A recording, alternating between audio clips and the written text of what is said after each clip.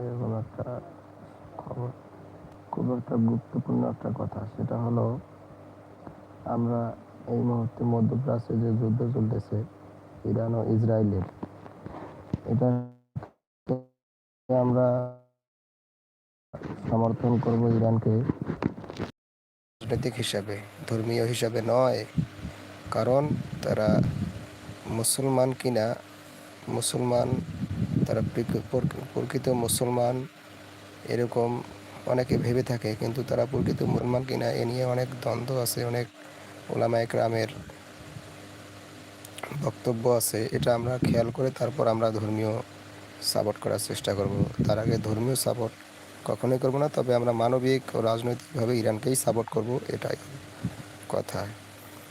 কিন্তু ইরান একটা শিয়াপন্থী, শিয়াকে পুরোপুরি মুসলমান বলাটা যাবে কি না এটা ভালো করে জেনে তারপর আমরা সাপোর্ট করব। ঠিক আছে।